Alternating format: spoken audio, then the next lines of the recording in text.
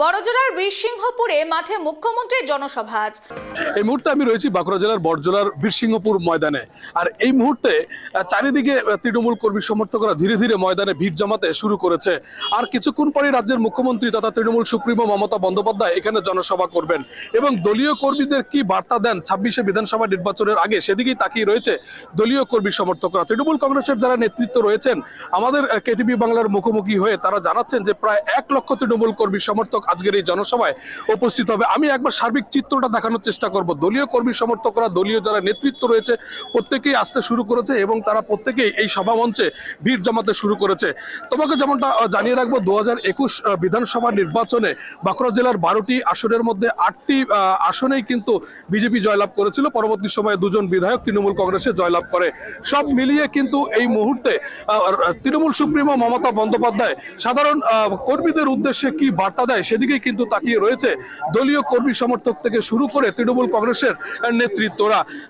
বিভিন্ন প্রান্ত থেকে, জেলার বিভিন্ন প্রান্ত থেকে তৃণমূলের কর্মী সমর্থকরা এই মুহূর্তে তারা সভাস্থলের দিকে ধীরে ধীরে ভিড় জমাতে শুরু করেছে। পাশাপাশি নিরাপত্তার কথা যদি বলি, বাঁকুড়া জেলা পুলিশ প্রশাসন অত্যন্ত সতর্ক রয়েছে। একদম সভা মঞ্চের চারিদিকে পুলিশ প্রশাসন মোতায়েন করা হয়েছে বিশাল পরিমাণে, যাতে করে কোনো রকম কোনো অপ্রীতিকর পরিস্থিতি তৈরি না হয়। দলীয় কর্মী সমর্থকরা এখানে প্রচুর পরিমাণে ভিড় জমিয়েছে। আমি সেই ছবিটা আরো একবার দেখানোর চেষ্টা করব। কর্মী সমর্থকদের মধ্যে উচ্ছ্বাস, উন্মাদনা একেবারে চোখে পড়ার মতো। সব মিলিয়ে কিন্তু এই মুহূর্তে একেবারে দলীয় কর্মী সমর্থকরা ভিড় জমাতে শুরু করেছে। তৃণমূল কংগ্রেসের নেতৃত্বরা রয়েছে এখানে, প্রচুর মানুষ রয়েছে, কর্মীরা।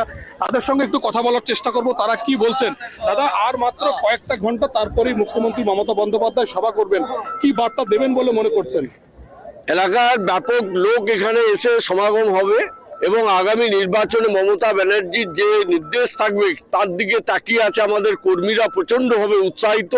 গ্রামের কৃষক, শ্রমিক থেকে গরিব মানুষ ব্যাপকভাবে, ব্যাপক সংখ্যায়, আমরা এখনো পর্যন্ত আমাদের কাছে যা খবর, ব্যাপক সংখ্যায় এখানে উপস্থিত হবেন এবং তারা মমতা ব্যানার্জির আগামী দিনের যে নির্দেশ, তারা তাকিয়ে আছে কি নির্দেশ দেন সেটার দিকে। দলীয় কর্মীরা এই মুহূর্তে কতটা উজ্জীবিত হয়ে রয়েছে, মুখ্যমন্ত্রী কি বার্তা দেন তা শোনার জন্য? প্রচন্ডভাবে উজ্জীবিত হয়ে আছেন এবং তারা ইতিমধ্যে আসতে শুরু করেছেন এবং তাদের প্রশ্ন যে আগামী নির্বাচনে আমরা ব্যাপকভাবে দিদিকে আমরা এখানে সাফল্য দেব, এইটা তাদের চিন্তার মধ্যে। 21 বিধানসভা নির্বাচনে তো বাঁকুড়া জেলার সার্বিক চিত্রটা বলতে গেলে তৃণমূল কংগ্রেসের ফলাফল খারাপ হয়েছিল। 26শে বিধানসভায় কি মনে হচ্ছে আজকে দিদি এখানে সভা করবেন, কতটা চাঙ্গা হবে? না, দেখুন, এটা ঠিকই যে বাঁকুড়া জেলায় 21 নির্বাচনে আপনার একটু রেজাল্ট খারাপ হয়েছিল, কিন্তু পরবর্তী ক্ষেত্রে পঞ্চায়েত নির্বাচনের যে সাফল্য আমরা পেয়েছি তাতে দিদির এই আসার পরে আমাদের সংগঠন উজ্জীবিত হয়ে যাবে এবং পঞ্চায়েতের নির্বাচনের যে রেজাল্ট আমরা ছিল তার থেকে আরো ভালো ব্যাপকভাবে আমরা সাড়া পাবো মানুষের।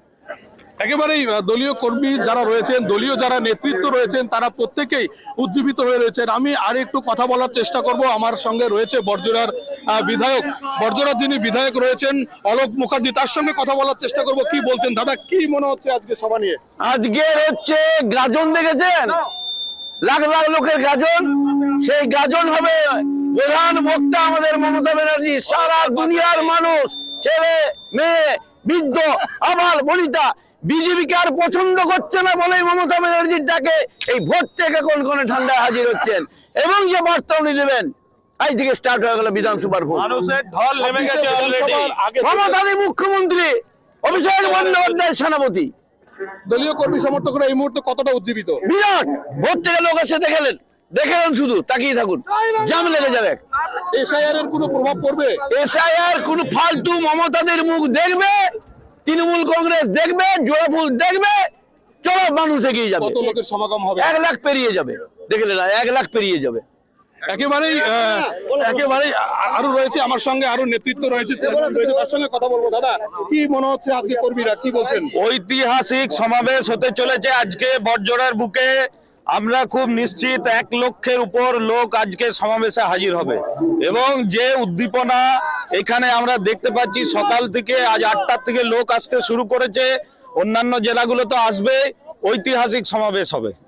প্রশাসনিক নিরাপত্তা কতটা রয়েছে? নিরাপত্তা একদম আঁটোসাঁটো। আমাদের পশ্চিমবাংলার প্রশাসন অন্যান্য সমস্ত রাজ্যের থেকে অনেক সক্রিয় এবং এখানের আইসি থেকে শুরু করে আমাদের জেলার যে এসপি আছেন প্রত্যেক দিন 2-3 বার করে ওনারা টহল দিয়েছেন অত্যন্ত আঁটোসাঁটো পরিবেশ এবং সুরক্ষিত পরিবেশ। 26-এর বিধানসভার দামামা কি আজকে বেঁধে গেল? 26-এর বিধানসভার নির্বাচন আমাদের চলছে। এসআইআর ক্যাম্পেনিং এ আপনারা দেখেছেন, উন্নয়নের পাঁচালিতে আপনারা দেখেছেন, কাজেই প্রসেস চলছে।